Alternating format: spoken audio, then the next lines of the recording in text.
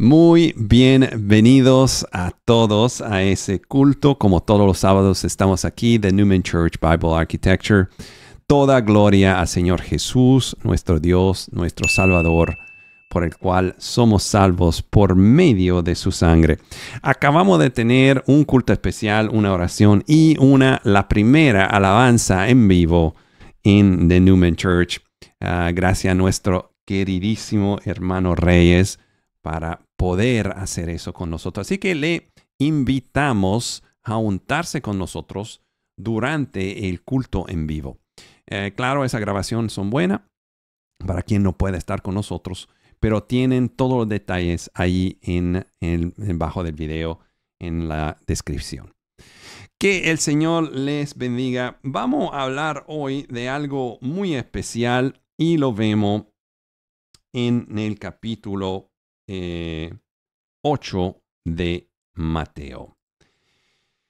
Mateo 8 es un capítulo importante. Aquí tenemos una versión que no es la Reina Valera. Como siempre le digo que para poder tomar notas en ese momento tenemos esa versión, pero les recomiendo la Reina Valera. Vamos a ver qué dice Mateo 8. Mateo 8 sale o llega después de Mateo 5, 6 y 7. ¿Quién que se acuerda de qué habla Mateo 5, 6, 7? Mateo 5, 6, 7 es el Sermon on the Mount. Sería el sermón de la montaña o del monte, donde el Señor Jesús nos enseña cuál es la nueva ley, la nueva posición que el corazón tiene cuando hablamos de las leyes o de las cosas que hay que hacer bajo la regla de Dios. Y el principio del Sermon on the Mount, del sermón del monte, es que ahora no estamos bajo reglas, sino que tenemos adentro de nosotros Dios mismo que actúa. Y actuando, Él no va a actuar contra las reglas, porque el Espíritu de Dios, el Espíritu de santidad y justicia. Así que ni pensamientos malos podemos tener, no porque vamos a seguir otras reglas, sino porque el Espíritu Santo dentro de dice, ya eso es cosa del hombre viejo. Ya tú no vas a odiar más. Ya empezamos a perdonar y empezamos a amar. Es una nueva era. Es la era del amor de Dios. El verdadero amor de Dios que vemos ¿dónde? Primera de Corintios 13, versículo desde 1 al 8, donde nos enseña que si no tenemos el amor, no tenemos nada. Pero ese amor es ágape. Y ágape es el amor de Dios que es preferencia. Es decir, que es lo que Dios prefiere. Lo que Dios ama, opuesto a lo que Dios odia. Así que si no tenemos adentro de nosotros lo que Dios ama, no tenemos nada. Perfecto, así que llegamos ahora en Mateo 8. Mateo 8 dice en versículo 1, cuando Jesús bajó de la montaña, ahí donde dio el sermón del monte, lo siguieron grandes multitudes. Ahora, gracias Señor, porque Él nos ayudó a entender ese capítulo ayer con los pequeños de Young Warriors, pero sigue dándonos más sabiduría. Porque, mírenlo aquí, porque dice, lo siguieron grandes multitudes. ¿Por qué eso es tan importante? Dejen o empiecen a ver que aquí tenemos un grupo de gente que considerado en el Evangelio, escrito en el primer siglo, eran multitudes o multitudes. Piense cómo se transportaban, se movían, viajaban la gente de aquel tiempo. No eran con aviones, no eran con Uber, ni tampoco con bicicleta, sino eran a pies, por montes, calle que estaba media desbaratada, muchos peligros, muchas cosas difíciles. Y todo era en tiempos muchos más largos.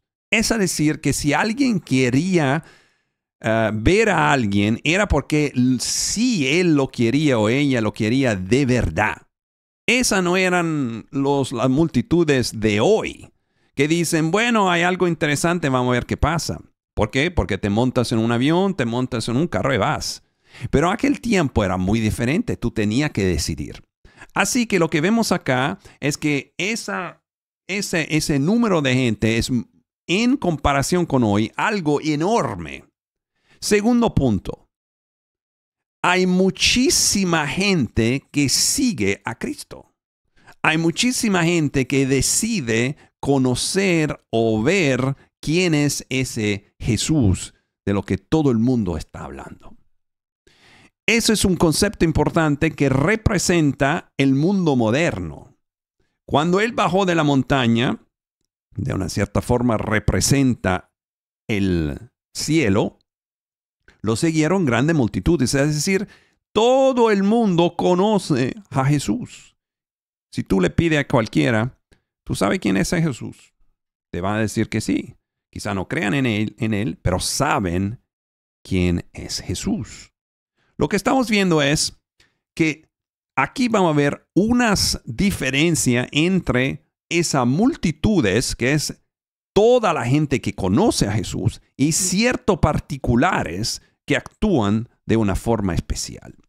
Versículo 2, un hombre que tenía una enfermedad en su piel, aquí viene el verbo especial, acercó.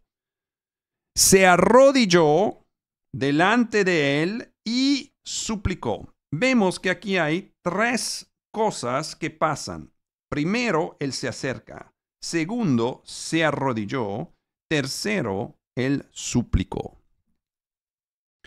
Yo quiero que pongan atención a las diferencias entre esos tres milagros que vamos a entender y leer aquí en la primera parte del capítulo 8 de Mateo.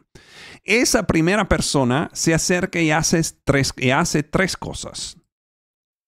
Muy especial, se acercó, es decir, que tuvo que buscar la forma entre la gente, entre esa multitud, de buscar la manera de acercarse. Tan y tan que él pudo hablar con Jesús. Es decir, luchó contra mucha otra gente que quizá quería acercarse. Segundo, no solamente se acercó, se arrodilló. Es decir, actuó de forma que enseñó a Jesús que no solamente él tenía curiosidad, sino que él sabía que estaba delante a Dios mismo. Porque nosotros, o el pueblo, se arrodillaban nada más delante de Dios. Y tercera parte, pidió algo, le suplicó. Empiecen si están tomando notas, noten esas tres características de esa primera persona. Las tres cosas que él hizo. Señor, si quieres,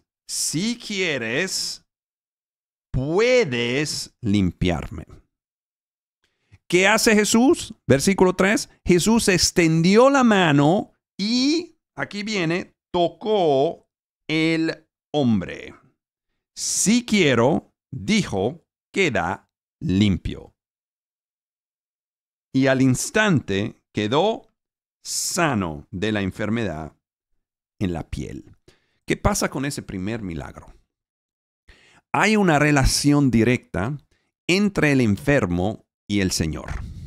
Los dos están interactuando, están juntos en el mismo lugar, donde no fue Jesús que vino a donde él, sino que fue el enfermo que vino a donde Jesús, buscando en el medio de la multitud. ¿Están viendo eso? Segundo, él actuó de una cierta forma para que Jesús le respondiera de la forma que le iba a dar su sanación. Él se arrodilló y él pidió a Dios que lo sanara, sabiendo que él iba a ser sano.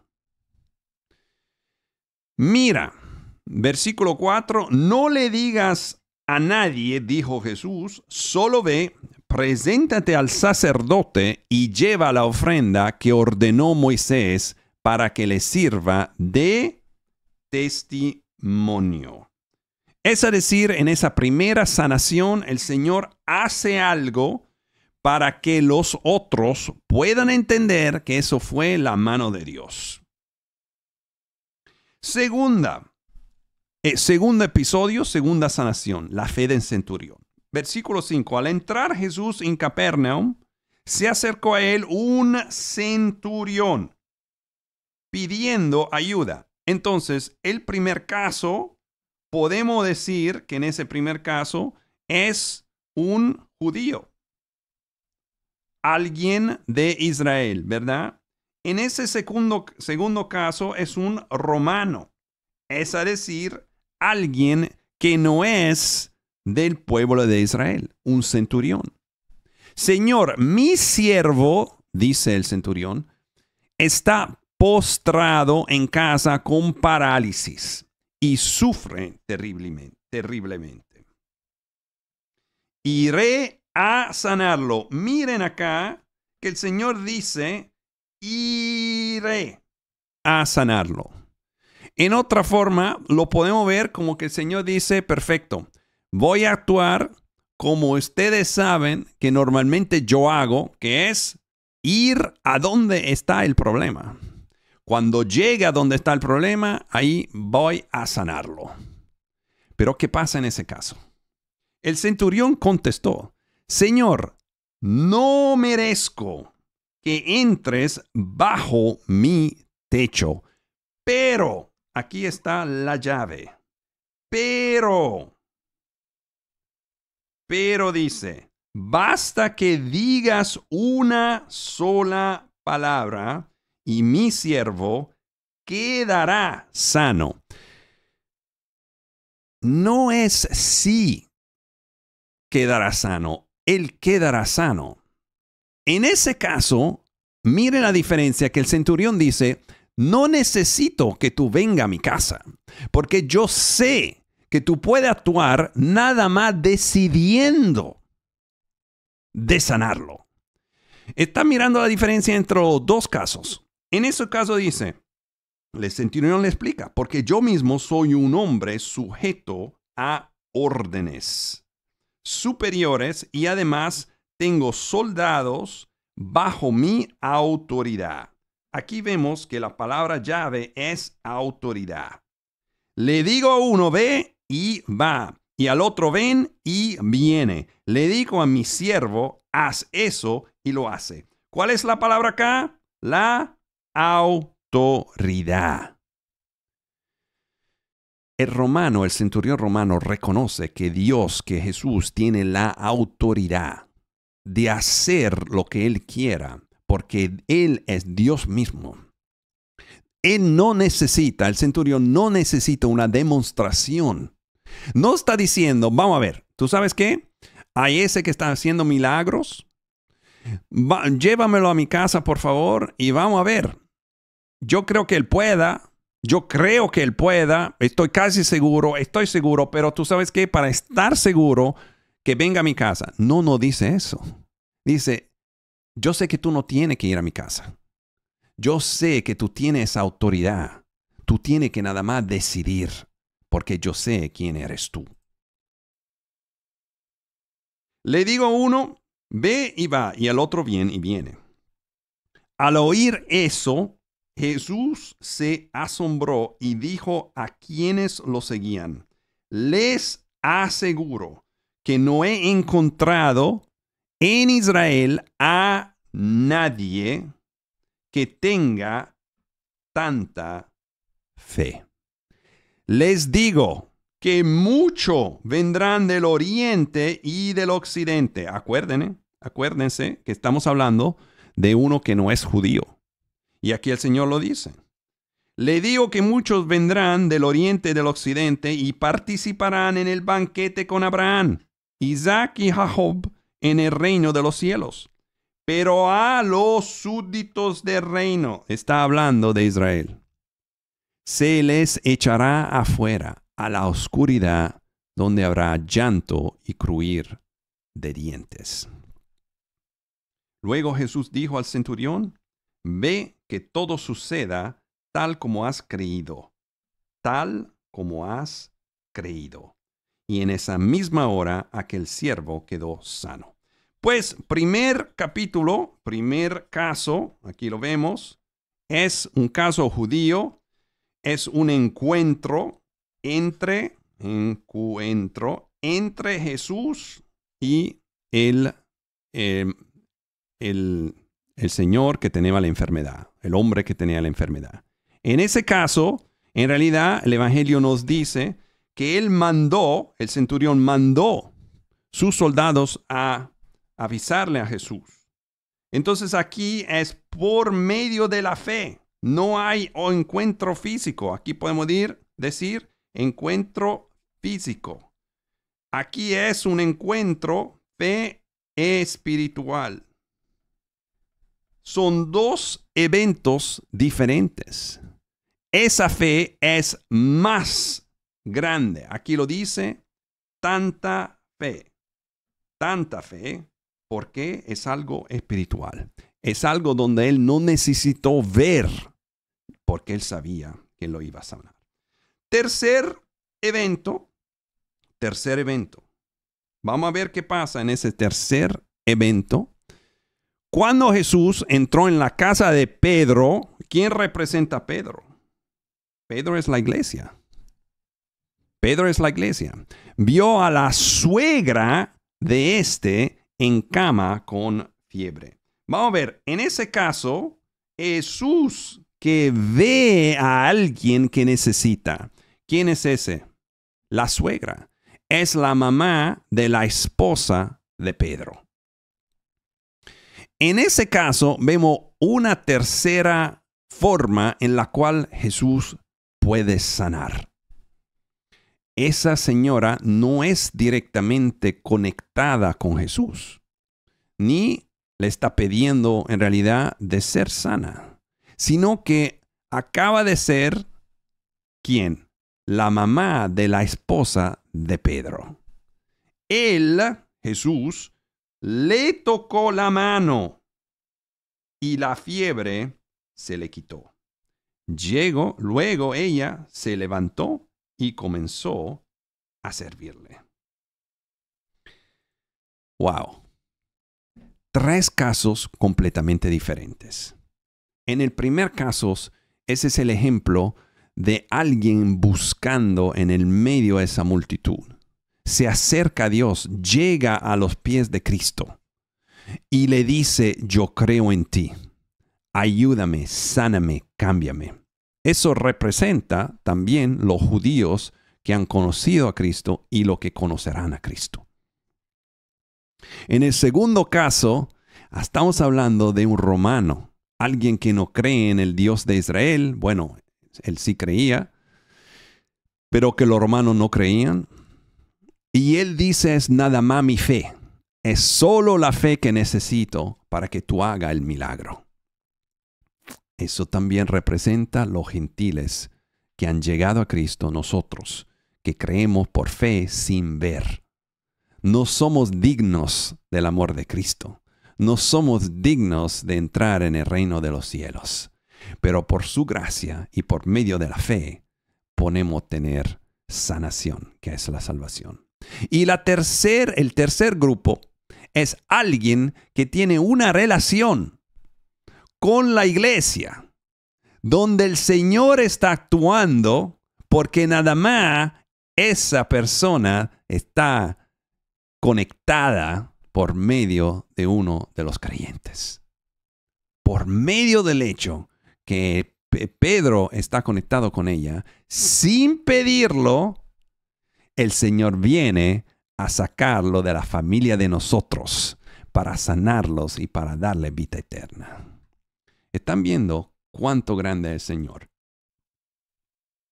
Vamos a seguir. Entonces, después de esos 3 primeros casos donde el Señor hace algo único en cada uno, exemplificado por las 3 categorías de que hemos hablado, que son los judíos, los gentiles y los que están conectados con una familia de cristianos.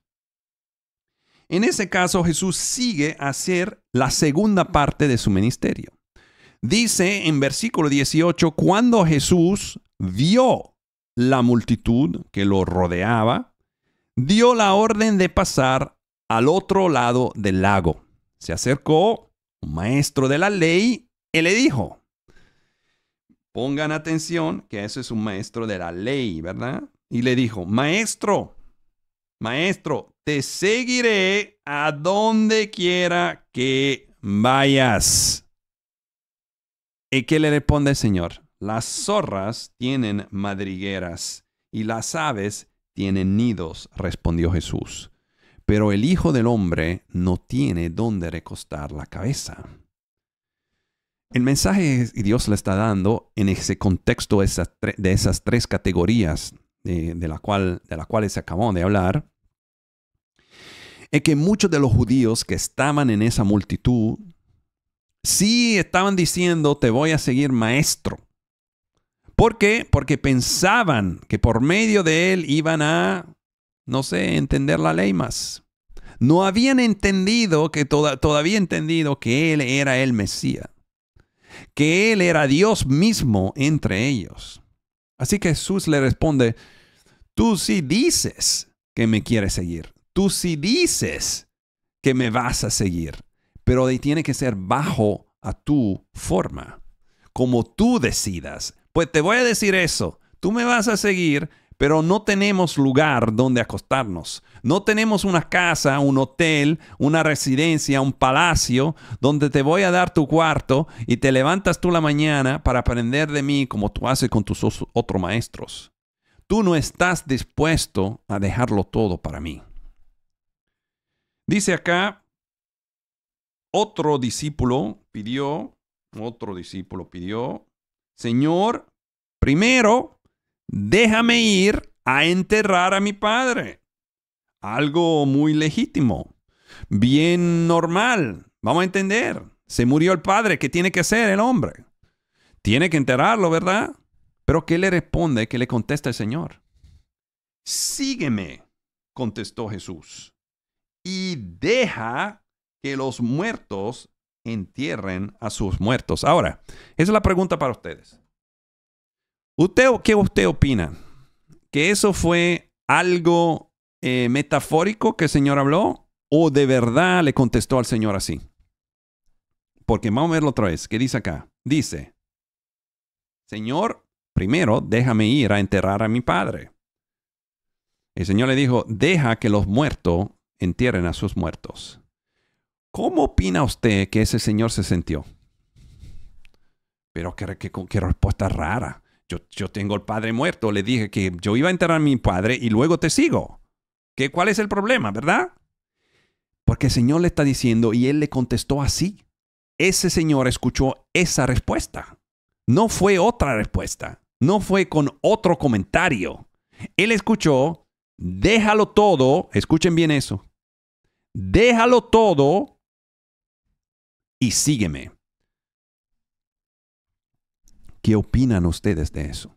Si el Señor fuera, si usted fueran ese discípulo, preguntándole al Señor, Señor, quiero seguirte.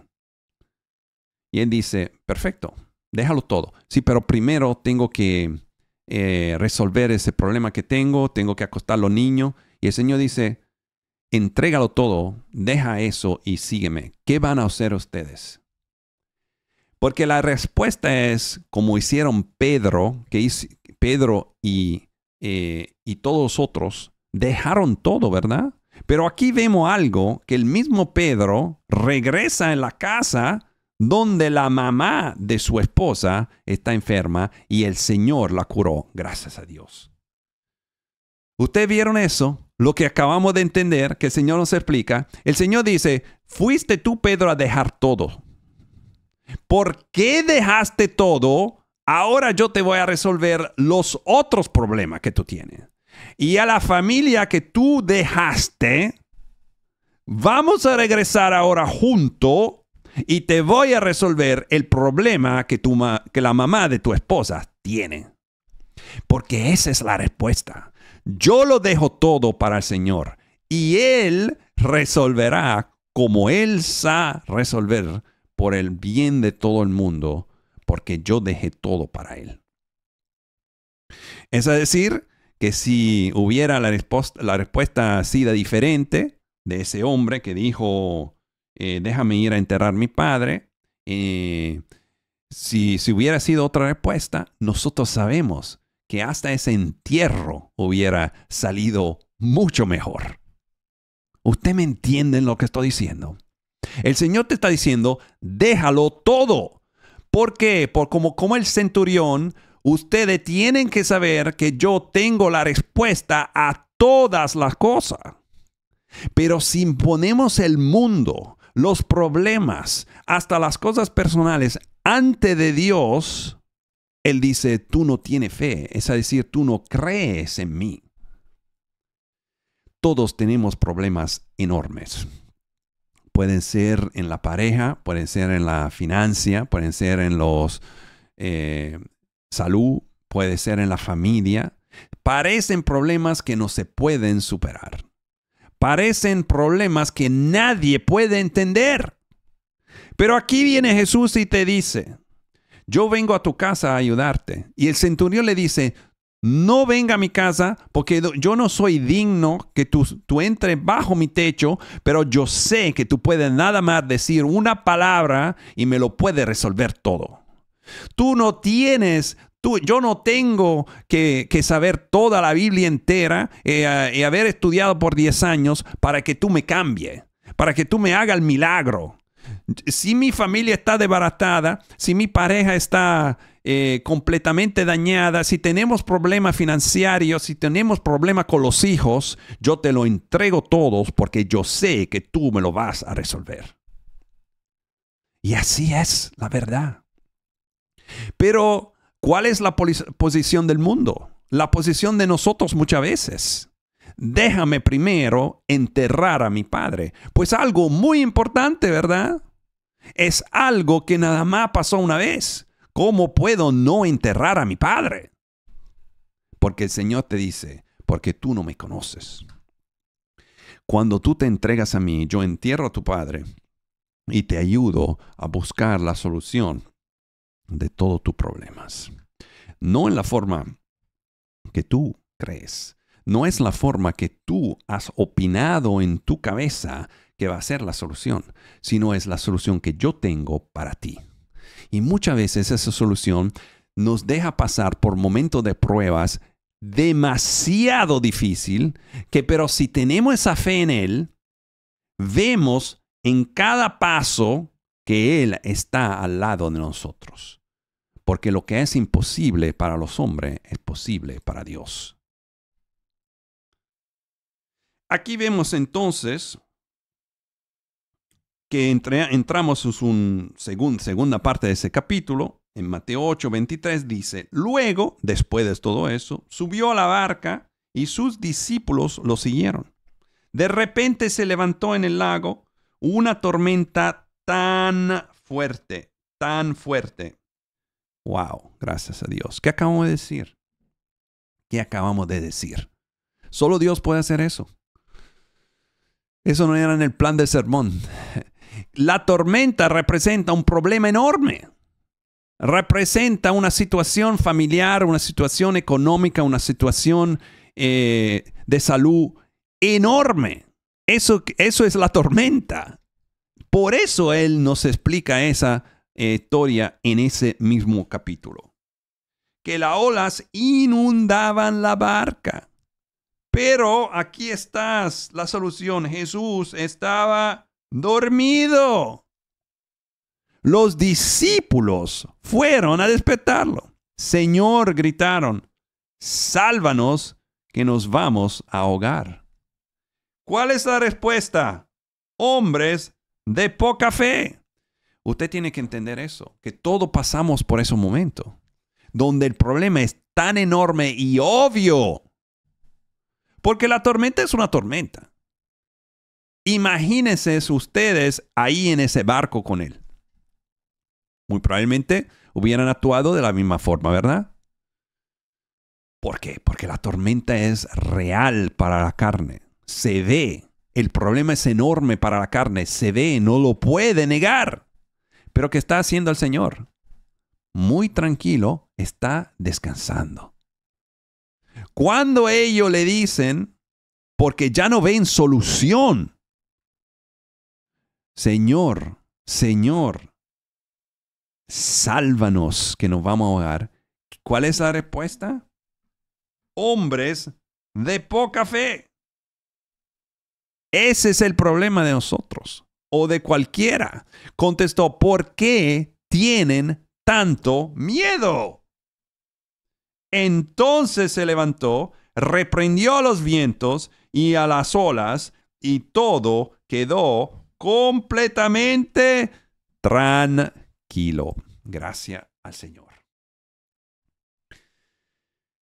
Ese capítulo es un capítulo increíble porque habla de la fe. El milagro es una evidencia de lo que Dios hace para nosotros, para todos. De lo que Dios puede hacer para nosotros. Que es cualquier cosa.